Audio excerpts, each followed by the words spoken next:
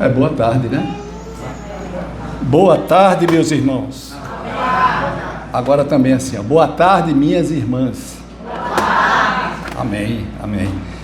Irmãos, tem um versículo lá no Salmo que diz assim: como a corça suspira pelas correntes das águas, assim por ti, Senhor, suspiro a minha alma. Oh glória!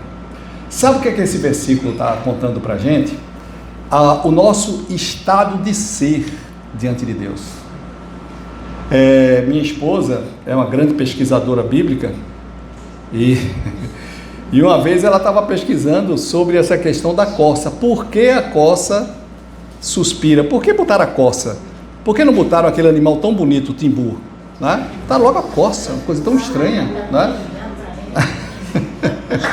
E veja, colocar a corça, e a grande questão é o que é que ela tem a ver com essa questão das torrentes da água. Eu não sei se vocês sabem, eu não sabia, mas fiquei sabendo, que a corça, ela é um animal que tem um cheiro, ele exala um odor muito forte. E por esse odor muito forte, os predadores localizam facilmente que ela está por perto. E fica muito fácil matar e comer as corças. E para isso ela tem uma forma de defesa, que é ir para as águas, e mais interessante, nas correntes das águas, para que esse odor fique escondido, para que os seus predadores não sintam o cheiro dela e ela consiga viver mais. Veja como isso é interessante, ó.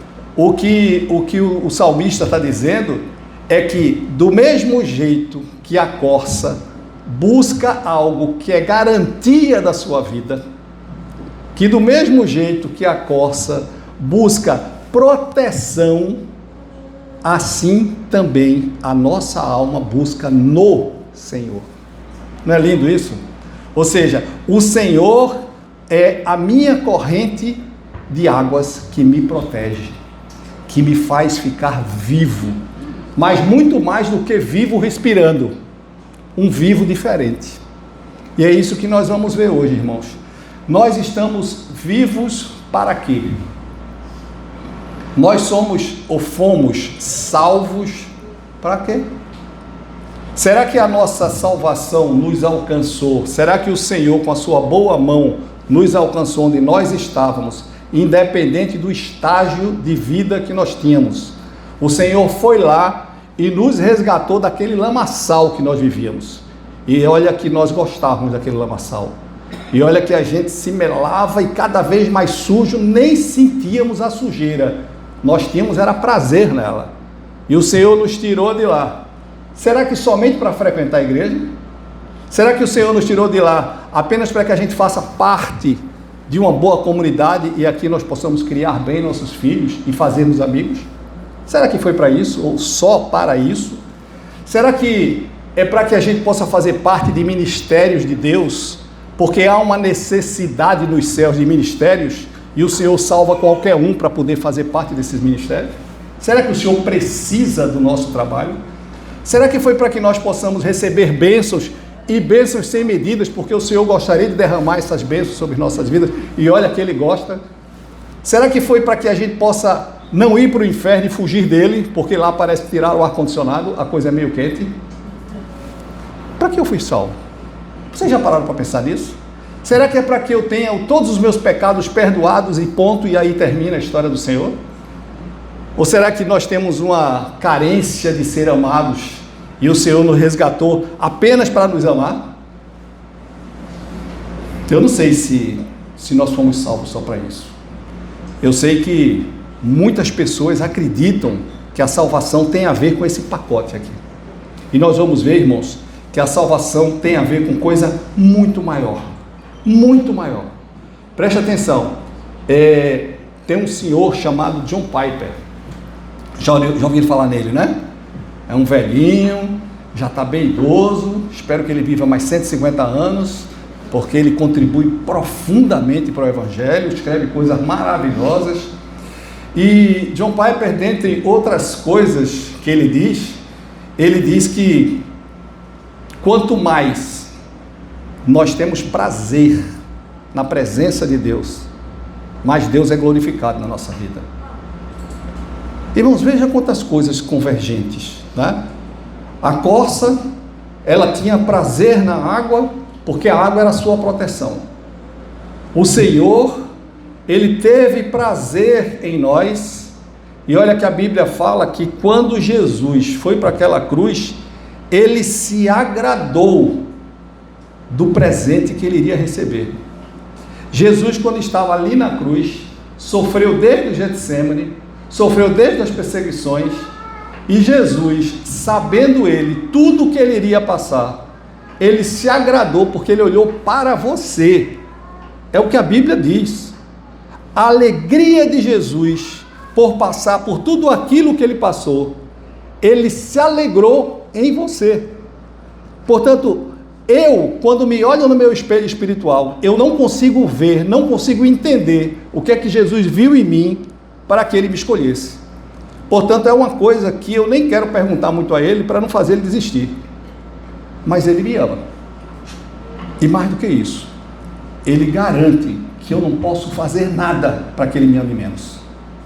E Ele me diz que também eu não posso fazer nada para que Ele me ame mais. Ele me ama de uma forma Macários, plena, completa, plenamente feliz. Ele me ama com toda a sua intensidade. Portanto, não tem como Jesus ter mais intensidade nesse amor. Eu não posso fazer nada para que Ele me ame mais, porque Ele já chegou no máximo dele, e o máximo dele é a sua plenitude. É aquilo que Ele faz porque Ele é, e não porque Ele busca ser. Vamos fazer uma leitura pouco conhecida da gente, que está lá em Efésios 2, de 1 a 10. Efésios 2, vai aparecer aí, na nossa tecnologia avançada, vai aparecer ali, irmãos, e nós vamos procurar meditar em toda essa passagem, para que a gente possa tirar daqui algumas coisas novas que Deus possa nos falar essa noite. Irmãos, preste atenção numa coisa: tudo que nós fazemos para o reino de Deus não é para que nós conquistemos absolutamente nada.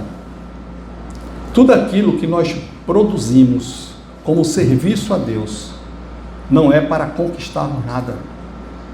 Tudo aquilo que um cristão faz, ele não faz para ter nem para ser. Ele faz porque ele já tem aquele que é. Eu não entendi nada. Vocês entenderam? Eu vou tentar repetir. Nós não buscamos ser, nós já somos. Deus não precisa do que eu faço porque é Ele em mim que gera esse prazer. O que eu faço é fruto e não objetivo. O que eu faço é fruto daquilo que eu sou, daquilo que, quando Deus se revela a mim, eu passo a saber o sentido que tem a minha vida.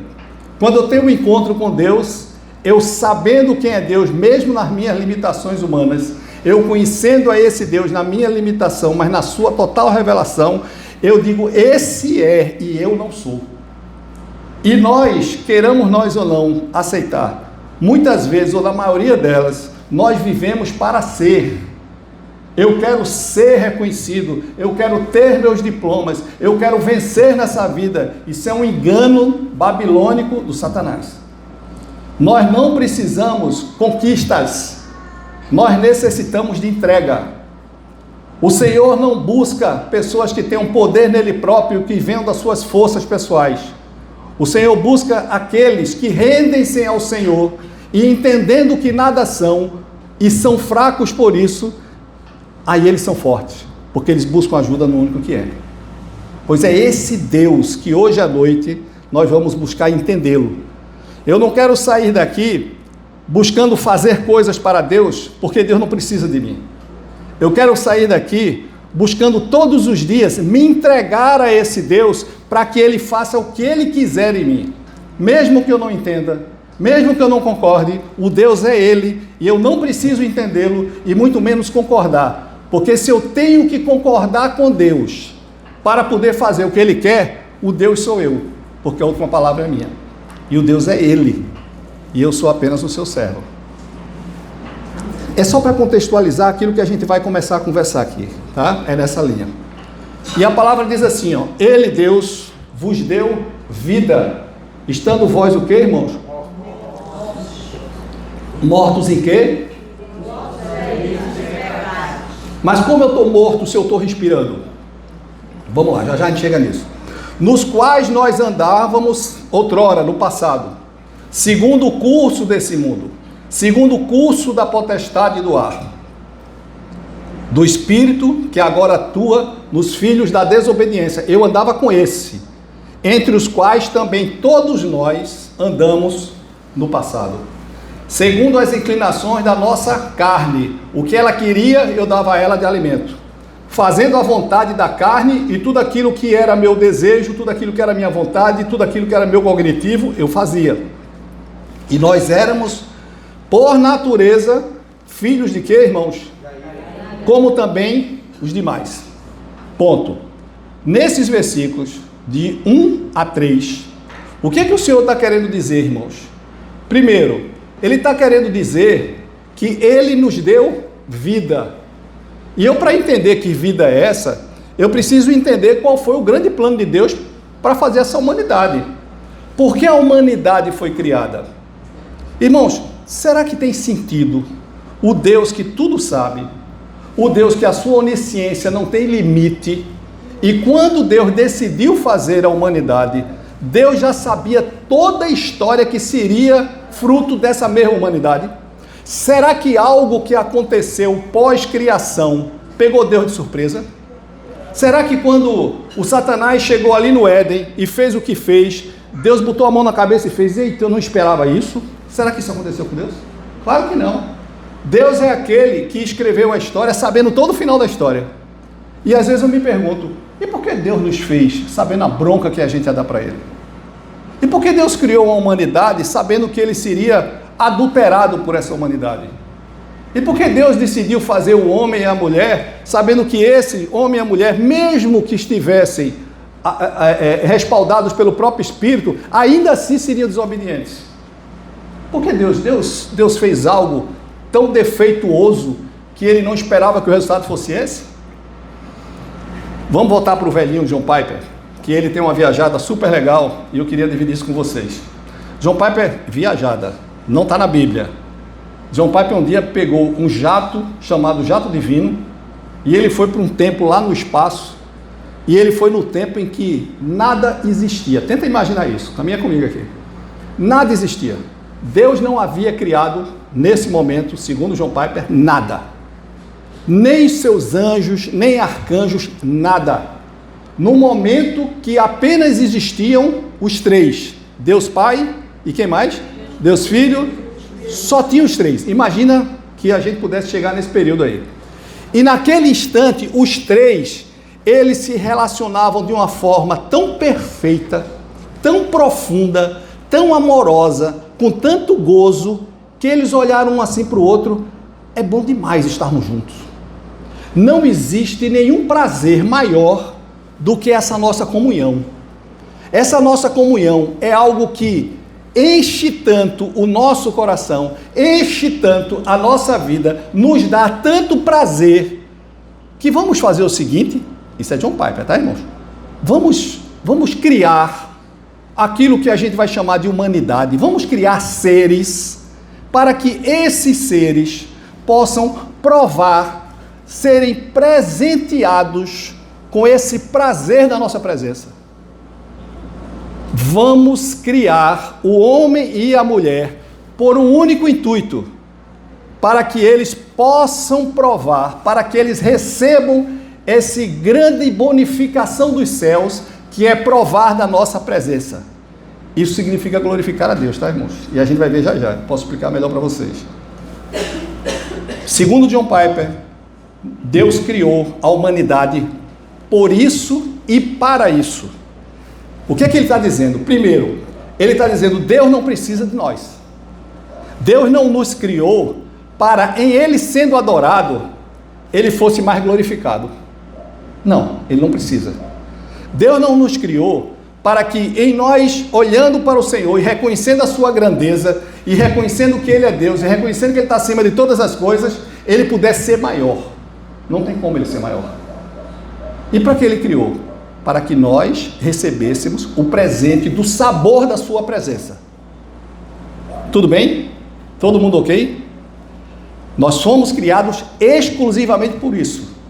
E se eu fui criado por isso, esse é o meu objetivo. Eu vivo para ter prazer em Deus. Só que eu não consigo ter. Aí o que é que Deus fez? Pegou o seu Espírito Santo e habitou em mim. E esse Espírito, segundo Timóteo 2,13, diz assim, aliás, desculpa, Filipenses 2,13, diz assim: e o Espírito de Deus, e o nosso Deus, Ele faz em mim tanto o querer, Ele gera em mim, Ele produz em mim desejos dos céus, tanto o desejar, quanto o fazer. Portanto, o Deus que habita em nossas vidas, o Deus que nos escolheu sabendo quem nós somos, Ele nos faz cada dia mais adoradores dEle, porque o seu próprio Espírito que habita em nós, nos faz olhar para esse Deus, entender a beleza da sua santidade e adorá-lo da forma que Ele é. É Deus quem faz. É Deus quem sopra. Tá? Ele nos deu vida. É o começo desse versículo aí. Como é que Ele me deu vida se eu já estava vivo? Como é que acontece isso? Eu estou vivo e aí Deus me diz assim: agora eu vou tomar conta da vida de André e vou dar vida para André. André faz: não, Senhor, mas eu já estou respirando. Deus disse: não, esse sopro do respiro até o ímpio tem, até aquele que não me conhece, até aquele que busca todos os dias fazer a vontade própria, até aquele que vive fazendo mal social, até aquele que jamais lembrou do nome do Senhor, até aquele que está a serviço do Satanás, esse também respira. Mas eu quero te dar uma nova vida. Aquela vida que um dia eu te dei e que tu decidisse viver longe de mim. Que vida é essa que eu te dei? Aí vamos lá para o Éden. Qual era a nossa vida no Éden, irmãos? Deus foi lá, pegou o barro, e o barro tem vida? Não. Deve ter feito um homem bem malhado como a gente. Botou um músculozinho, botou um rostinho bonitão, e foi lá e disse: está muito bonito, mas não tem vida. E eu agora o nome do verbo é nafaxe, tá? Mas agora é momento heresia, tá? Ele nafachou em nós. Ele soprou o seu sopro, onde? Nas nossas narinas. E com esse sopro, eu passei a ter, o barro passou a ter vida. E eu agora tenho vida. E essa vida que eu tenho é uma vida totalmente controlada por Deus. Porque eu estou no seu habitat. Eu estou no local onde Ele fez para mim. Eu estou no local onde Ele foi chamado de Éden, porque o nome Éden no hebraico significa prazer. Prazer. E onde Deus está, e onde Deus estiver, e se Deus habita em você, e eu sei que habita, nós temos prazer. Se eu não tenho prazer, eu preciso dobrar meus joelhos para que Ele habite. Porque onde Deus se faz presente, o prazer estar nele, porque Ele é o prazer. Portanto, esse Deus que é o prazer, soprou em mim o seu prazer, e eu passei a viver com Ele obrigado, não foi assim? Não. Eu tinha prazer de estar com Deus todos os dias. Mas chegou uma cobrinha lá, vermelha, branca e preta, e aquela cobrinha coral foi lá falar besteira nos nossos ouvidos. Não foi aquela miserável? Foi aquela miserável. Ela estava na série não sei o que, ficou com raiva e foi lá pegar a gente. E o que é que ela disse? Caminha comigo. E o que é que essa cobrinha falou? Dentre todas as mentiras que a gente já sabe da cobrinha, preste atenção no que alguém disse. Ele foi me oferecer aquilo que eu já tinha. E que por não saber que eu já tinha, eu fui buscar ter. Entenderam? Eu não. Entendi não, vocês entenderam? A cobra chegou, e ela chega todos os dias para a gente, oferecendo coisas que nós já temos. E por nós não reconhecermos que já temos, buscamos ter. A cobra chegou para a gente e disse: ei, Andrezinho, mano, vocês podem ser iguais a Deus. Aí eu me animei: epa, peraí, eu estou aqui obedecendo a Deus, se eu posso ser igual a Ele, por que eu vou estar aqui? Senhor, é o seguinte, sai daqui, eu não quero mais a tua presença, porque agora eu estou com esse aqui que me convenceu, que agora ele tem uma capinha vermelha e preta, e é com esse cara que eu vou andar com ele. E o que aconteceu?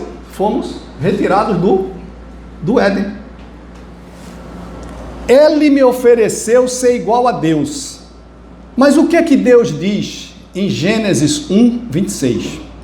Em Gênesis 1, 26, Deus diz que nós fomos criados à imagem e semelhança de Deus.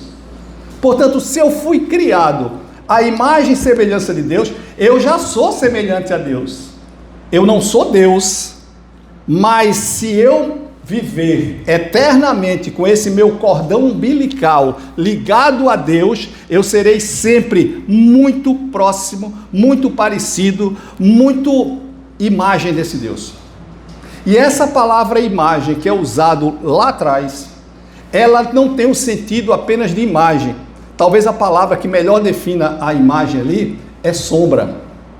E sabe o que é sombra? Sombra é aquilo que depende de um ente. Se eu botar a minha mão aqui, tivesse condições, tem aqui uma sombrinha, se aparecer a minha sombra, eu pergunto, a imagem gerada na sombra, ela pode fazer algo diferente do que eu faço? Se ela fizer, essa sombra é minha? Preste atenção. Então eu, como sou sombra de Deus, eu só serei sombra dele se eu fizer o que ele manda. Caso contrário, se eu fizer coisas diferentes dele, não é a ele que eu pertenço. Vamos prestar atenção nisso na nossa vida, irmãos. Eu sou imagem de Deus. E quando Deus diz isso, Deus está nos dizendo o seguinte: você é aquilo que eu, Deus, como seu Criador, digo que você é. Você não é aquilo que o mundo diz que você é. Você não é aquilo que os diplomas dizem que você é. Você não é aquilo que o nome da sua família diz que você é. Você não é sequer aquilo que você faz. Se você mente, você é mentiroso. Se você adultera, você é um adúltero. Deus diz não. Porque se você é minha imagem, eu não sou nem mentiroso, nem adúltero. Portanto, se você mente, isso é um desvio, é errar o alvo. Se você adultera, isso é um desvio, mas você não é isso. Você é minha imagem. E desvio ou errar o alvo significa pecado. A palavra armatia, que é a palavra que define pecado no hebraico, ela significa literalmente errar o alvo. O que significa tudo isso que a gente está falando aqui, irmãos? Significa uma coisa muito simples. Nós somos imagem de Deus. A minha natureza, aquilo que é natural em mim, aquilo que gerou em mim, esse sopro que me deu vida, disse para mim: você é aquilo que eu digo e você é a minha imagem, e é assim eu vou fazer na sua vida. E sabe o que aconteceu? Nós nos lambuzamos todo no pecado. Nós saímos da presença de Deus e nos lambuzamos no pecado. E vivemos no pecado. E deixamos de ser parecidos com Deus. E passamos a achar que essa forma de viver nesse mundo é boa e agradável. Sabe por que eu acho que ela é boa e agradável? Porque eu deixei o único que é verdadeiramente bom, perfeito e agradável. E quando eu deixei de saborear a Deus, qualquer saborzinho menor do que ele, passou a me satisfazer. Sabe o que é pecado? Pecado são desejos infinitamente menores do que Deus e que me agradam na minha superficialidade. Eu provo do pecado e continuo no pecado, porque eu continuo achando que aquela ceboseira que eu estou provando é mais saborosa do que o perfeito Senhor. No dia que eu conviver com Deus, que eu me mantiver na presença de Deus, que eu continuar me alimentando de Deus, que Deus for o meu alimento diário, não existe nada que a vida me ofereça que seja melhor do que Ele. É por isso que Deus me basta. E Ele só me bastará se verdadeiramente eu viver provando dele. Ele nos deu vida. e não agora uma vida apenas no nafaste, não apenas um sopro. Ele agora fez o seguinte: o sopro que foi dado sobre Adão, agora esse sopro passou a habitar em nós. O Espírito Santo, que foi soprado nas nossas narinas, ele agora está conosco até completar 21 anos. Não é assim que a Bíblia diz? Não, 30 anos. Até quando? Até a consumação dos séculos. Você crê no que o Senhor diz? Assim creio, assim não creio. Como é? Creio. Você tem certeza que você crê? Assim, tenho. Tem não, irmãos. Nós não temos não. Eu não tenho, ninguém tem. Sabe o que é que Jesus diz? Se verdadeiramente nós crermos no Senhor, o Senhor diz: vinde a mim. E ele diz: vinde a mim quem? Aqueles que estão satisfeitos? Aqueles que estão resolvidos? Aqueles que já são fortes? Não. Todos nós que vivemos cansados e sobrecarregados nesse mundo aí horrível, nesse mundo que é babilônico, nesse mundo cheio de traições, nesse mundo onde existem doenças, nesse mundo onde não existem as relações de uma forma limpa e verdadeiramente decente. Não existe. E é nesse mundo que tem. Aí Jesus chega para a gente sabendo qual é o nosso coração, sofrido. Ele fez: vinde a mim, vinde a mim. Vinde a mim que eu vou fazer o quê? Vinde a mim todos aqueles que estão cansados, todos aqueles que estão sobrecarregados, porque eu vou vos aliviar. E quando nós vamos a Jesus, nós estamos na presença do Senhor? Estamos, todos nós, porque o Senhor está aqui. O Andrezinho disse logo no início: o Senhor está aqui, e Ele está aqui. O Senhor está dentro de você, e Ele está dentro de você. O Senhor, quando você sair, Ele não vai ficar aqui, Ele vai com você, estará com você até a consumação dos séculos, Ele viverá com você todos os dias da sua vida. Vinde a mim, aqueles que estão cansados e sobrecarregados. E eu fui a Ele, e Ele me encheu do Espírito Santo. E eu agora me aliviei, sim ou não? Sim, me aliviei. Todos nós estamos aliviados, certo? Estamos? Nós vamos sair daqui aliviados. Olha para os boletos bancários, tudo pago, saúde perfeita, relacionamento sem nenhum problema, entendimentos na nossa vida são os melhores possíveis, marido e esposa, todo mundo empregado quando precisa. Não estamos. O que tem mais aqui no Brasil? Farmácia ou igreja? É uma briga difícil. Eu não contei não, mas é uma briga difícil. Às vezes, a farmácia cura mais do que a igreja. Às vezes, nós entramos numa farmácia e uma Neosaldina alivia mais do que o Senhor Jesus. Não é porque a Neosaldina tem mais poder do que Deus. É porque eu não creio no Senhor. O Senhor, quando nos chama e nos promete, porque é um chamado, vinde, e uma promessa: eu vou te aliviar. Sabe o que é que ele está dizendo? Se você tem o Espírito, a sua paz não depende mais das circunstâncias. Se você tem o Espírito, os terremotos, as tempestades, as dificuldades do mundo existirão, mas elas serão menores do que o prazer da minha presença. Lembra de Paulo e Silas na prisão? Eles tinham aflições, eles tinham fome, eles estavam seminus, eles estavam acorrentados, eles estavam com frio, eles tinham levado 39 chicotadas cada um. Alguns teólogos dizem, porque Jesus também levou as 39, alguns teólogos chegam a afirmar que eles tinham quase que as costas completamente abertas de tanta chicotada que levaram. Eles foram injustiçados porque Paulo não poderia legalmente nem receber aquelas chicotadas. E esse conjunto de coisas negativas fez com que eles sentassem no cantinho lá da cadeia e murmurassem, não foi? Sentaram lá no canto e disseram: Senhor, eu estou aqui fazendo a tua obra e olha o que aconteceu comigo. Tu não viste, Senhor? Não chegou a cesta básica. Estou aqui com fome. Não chegou a roupinha aqui. Eu estou seminu, Senhor. Ainda estou acorrentado, não tem nenhum advogado para me defender. Foi isso que eles disseram? Não. Eles foram louvar. Eles não foram louvar, não. Eles foram adorar o Senhor. Mas eles adoravam tanto, irmãos. Eles adoravam tanto que algo de sobrenatural aconteceu. Eles estavam tanto na presença de Deus, e agora caminha comigo aqui, ó. Eles estavam tanto na presença de Deus, que os seus olhos, os seus pés estavam aqui na terra, mas os seus olhos, o seu coração estavam acima do sol. E eles começaram a entrar na presença de Deus. E eles, na presença de Deus, viam a glória de Deus, viram a motivação pelo qual nós fomos criados. Nós fomos criados para ver essa santidade e adorar essa santidade. E eles viram essa santidade. E eles adoraram profundamente essa santidade. Eles esqueceram das dores.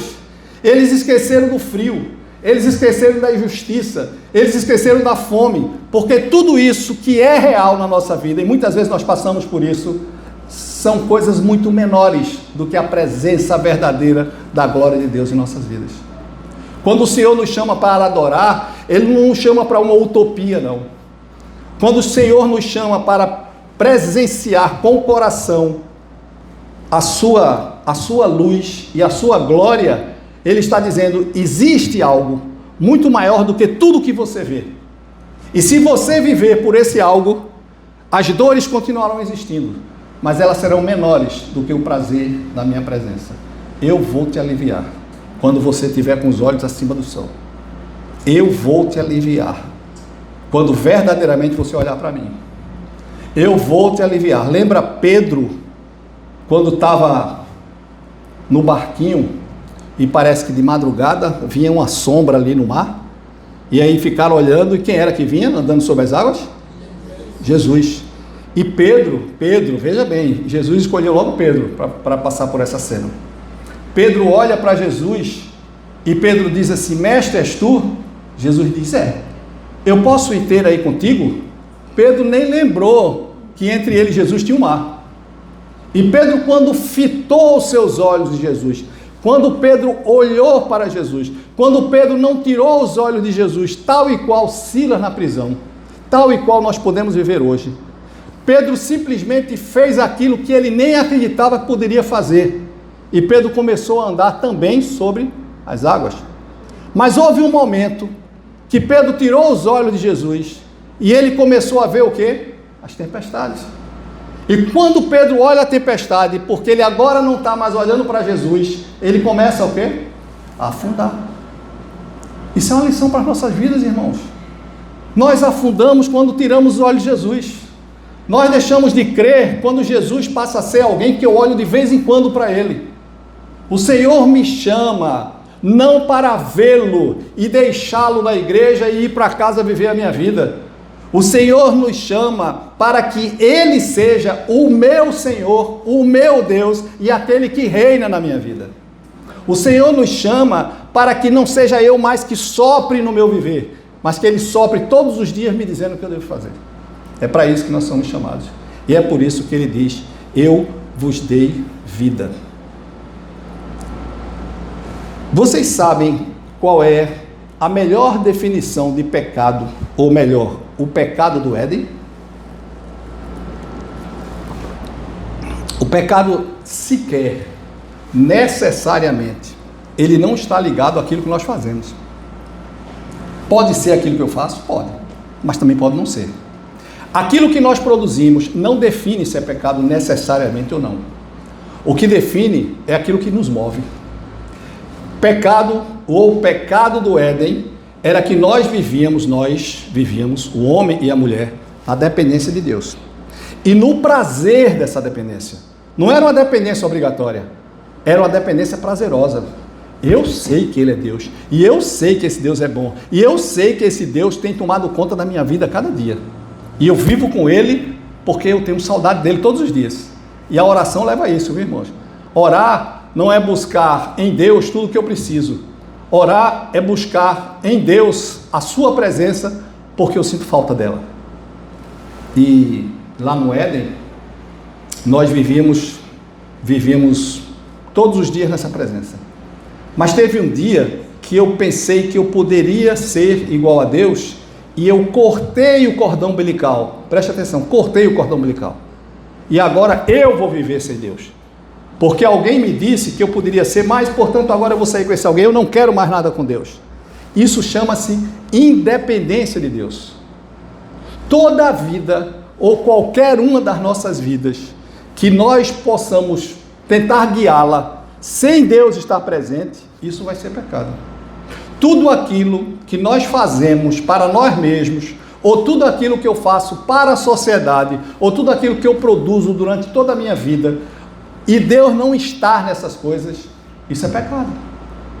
Você pode fazer o maior bem social que você quiser fazer, e você pode estar pecando de uma forma extremamente profunda, porque aquele seu bem social tem, vamos colocar apenas como exemplo, ele pode ter por trás disso o interesse pessoal de ser aplaudido, de ser candidato a vereador, ou de ser reconhecido na sociedade, ou das pessoas lhe acharem bons. Mas onde é que Deus é glorificado, irmãos? E alguém pode fazer muito menos do que você, levar uma cestinha básica de R$25 só, e levar, foi aquilo que ele conseguiu juntar, porque ele ganha menos que o saláriozinho mínimo, mas ele juntou, e ele pegou R$25 e foi lá naquela favelinha, pegou 2 criançazinhas que passavam necessidade, ele entregou para aquelas crianças, chegou para os pais e disse: o Senhor enviou para você, louvado seja o nome do Senhor. Quem foi glorificado? Sabe, irmãos, pecado é viver uma vida sem Deus, independente de Deus. Eu vos dou vida. Veja que frase maravilhosa, que foi Billy Graham que escreveu. Ele diz assim: o sol é para todos, mas a sombra do Onipotente, o sol para todos, ímpios e cristãos, mas a sombra do Onipotente é só para aqueles que entraram no esconderijo do Altíssimo. Lá fora, Deus derramou sobre todos aqueles que, mesmo sem aceitar Jesus, Deus derramou algo chamado graça. Graça. Mas a graça derramada sobre eles é uma graça não salvífica. E a graça derramada sobre as nossas vidas, essa graça não salvífica, é chamada de graça comum. E essa graça derramada sobre as nossas vidas é chamada de graça salvífica. O que é a graça comum? O que é Deus agindo no meio daqueles ímpios que Deus já sabe que vão para o inferno? Deus está deixando respirar. Deus está fazendo com que muitos deles até prosperem. Deus nos faz até olhar muitas vezes para a vida deles e dizer: eu não entendo. Eu não entendo porque ele está tão bem, porque ele tem essa condição financeira, porque os filhos dele não são doentes e os meus estão nessa condição, e nisso, naquilo. O foco de Deus na minha vida e na sua vida não são as coisas desse mundo. Deus nos prepara para chegarmos sadios lá nos céus. Deus não quer uma igreja gorda, Deus quer uma igreja sadia. Gorda no sentido de quantidade. Deus quer uma igreja sadia no sentido de intimidade. Nós pertencemos ao Senhor. E esse pertencimento a Deus significa Deus em mim. E Deus em mim significa prazer eterno na presença dEle. Estávamos mortos. Mortos em quê, irmãos? Nos nossos delitos e pecados. Se eu estava morto no meu delito e pecado, e algo aconteceu na minha vida para que Deus entrasse, houve arrependimento. Necessariamente, eu não quero mais aquela vida que eu tinha, e agora é em Cristo Jesus que me alcançou, que se revelou, que me fez ver coisas que eu não via, eu me arrependo. E até o arrependimento, a própria Bíblia diz que é Deus quem coloca em nós. Nós não nos arrependemos porque somos bons. Nós não vemos porque temos visão espiritual. Nós vemos ao Senhor porque Ele decidiu abrir os nossos olhos para vê-lo. Nós nos arrependemos porque Deus gerou em mim a profunda mágoa e dor de não fazer a sua vontade. Portanto, o arrependimento vem de Deus. Agora, caminha comigo. O verdadeiro arrependimento não é arrepender-se do que eu faço, mas o verdadeiro arrependimento é arrepender-se de quem eu sou, porque o que eu faço é fruto daquilo que eu sou. Portanto, se eu vivo fazendo coisas contra a vontade de Deus, eu não devo lutar contra o que eu faço, eu devo lutar contra aquilo que eu sou, ou melhor, aquilo que eu ainda não sou, que é um homem completamente dependente de Deus. O verdadeiro arrependimento não é arrepender-se do mal, mas daquilo que gera o mal, que está dentro de mim, que não conheça Deus. Tudo bem, irmãos? O que diz nessa leitura, deixa eu voltar aqui para ela, o que diz nessa leitura no versículo 8, que é talvez um dos mais conhecidos da nossa igreja? Diz aí, Andrezinho, por favor. 2:8, diz o quê? Porque pela graça sois salvos mediante a fé, e isso não vem de vós, é dom de Deus. Porque pela... O que é graça? É aquilo que é engraçado, é isso? O que é graça? Favor imerecido. Graça é fruto de quem é Deus. Deus é um ser completamente, plenamente amoroso. Não. Deus é um Deus cuja sua estrutura, cuja sua natureza é amor. A Bíblia não diz que Deus tem amor. A Bíblia não diz que Deus é a maior fonte de amor. A Bíblia diz Deus é amor. Portanto, quando a Bíblia diz que Deus é amor, está dizendo toda fonte de amor provém dele. Se algum amor existe fora dele, veio dele. Portanto, toda fonte de amor chama-se Deus. E esse amor de Deus por nós, ele gerou nele a sua misericórdia. E o que significa essa palavra misericórdia? Miseris. Ó, tá lembrando alguma coisa? Miseris me lembra miséria. E cordes, unicórdios, lembra? Que trata fígado, né? Unicórdios trata o que, irmãos? Coração. Portanto, vê, miseris, miséria, cordes, coração. É Deus lançando sobre as nossas vidas o seu coração. É Deus lançando sobre a minha miséria o seu coração. Portanto, quando nós dizemos, Senhor, a tua misericórdia me alcançou, nós estamos dizendo, Senhor, tu és tão bom que o teu coração foi transplantado e tirou de mim toda a miséria, porque eu tinha um coração de tijolo, daquele tijolo bem duro, e tu fizesses um transplante espiritual, colocando em mim o teu coração. Portanto, a misericórdia do Senhor é esse transplante. É quando Deus coloca o seu coração sobre a minha miséria e eu deixo de ser miserável. E agora eu vejo a glória de Deus. E agora eu deixo de seguir outros caminhos. E essa miséria, ela vem sob um kit de Deus. Vamos chamar assim, kit não é um pacote, né? Quando vem mais de alguma coisa. Pois, muitas vezes, eu estou chamando kit para chamar a atenção da gente de que a graça de Deus é momento heresia. E está gravado, né? Mas eu vou dizer que foi tu que me disseste, Andrezinho. Assim, vê. A graça de Deus nos alcançou. A graça de Deus não é, e a heresia está nesse apenas que eu vou dizer. A graça de Deus não é apenas um voucher para os céus, como se fosse apenas, tá? Mas não é só isso. Além disso, já ser tudo. A graça de Deus é um kit de Deus que nos alcançou hoje. Se eu vê-lo, ele me alcançou. Se eu vivê-lo, ele me alcançou. Se eu não vivê-lo, ele me alcançou do mesmo jeito. Eu já tenho o kit de Deus dentro de mim, que me foi dado quando a sua graça me alcança. E que kit de Deus é esse? O kit de Deus é, o Espírito de Deus habita onde, irmãos?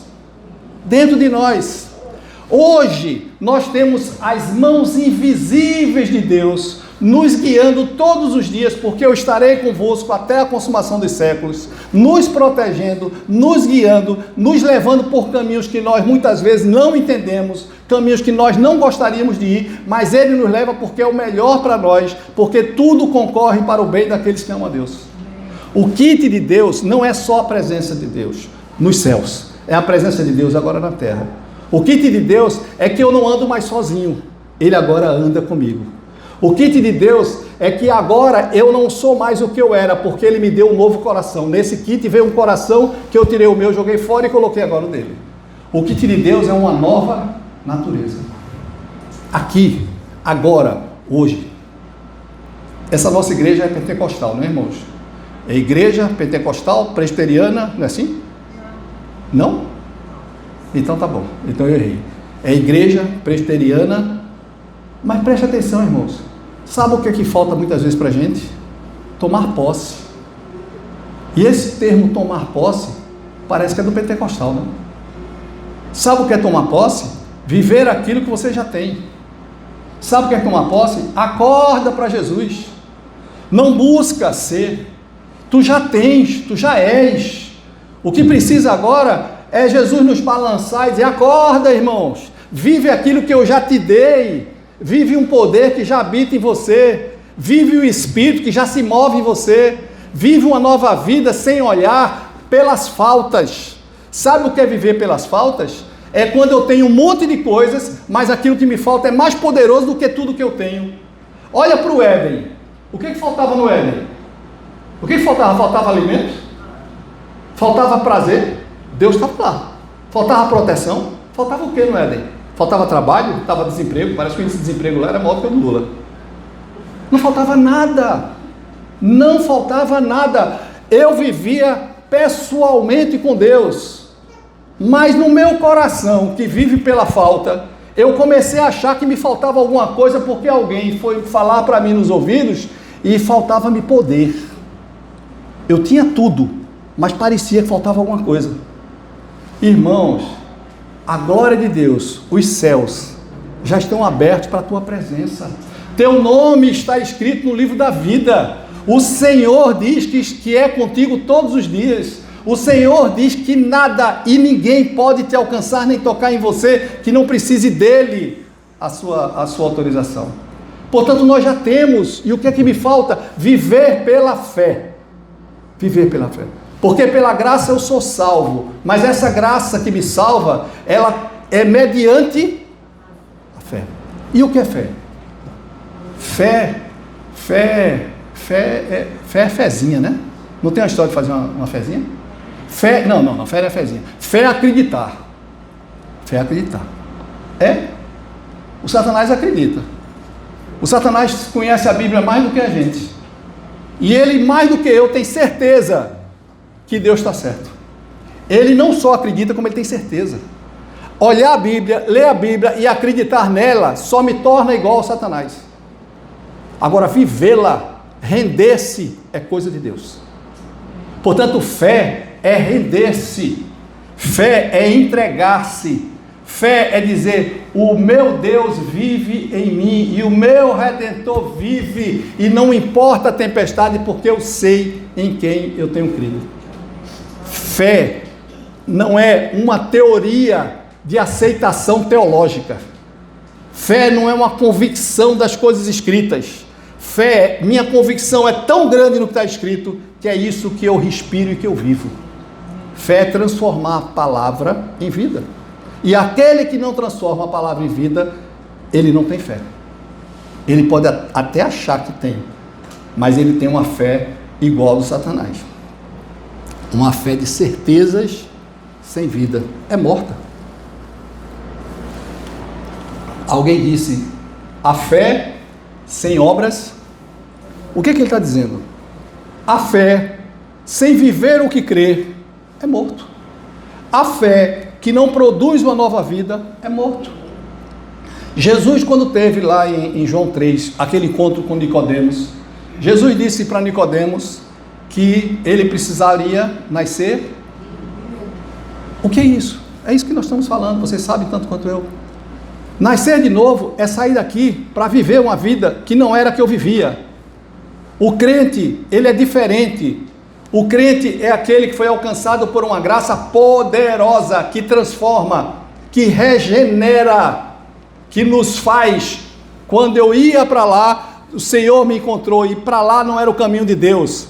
Portanto, a regeneração é me fazer agora andar para lá. Eu mudo a direção da minha vida, porque é o poder de Deus que muda essa direção. Amém, irmãos? Muito bem. O relógio é novo? Ah, não, porque já passou a hora, desculpa. Irmãos, olha, vir para a igreja é maravilhoso, porque nós encontramos a presença de Deus. Deus nos fala, né? Nos fala através de um carinho de um irmão que nos abraça, nos fala através da palavra de André, nos fala através de tantas coisas que o Senhor decide nos falar. Mas eu digo para vocês, muito melhor do que vir para a igreja é ser a igreja de Deus lá fora. É respirar, sabe, o bom perfume de Jesus. Que Deus abençoe vocês, que Deus nos faça nascer de novo naquilo que Ele poderosamente pode gerar nas nossas vidas. Vamos orar?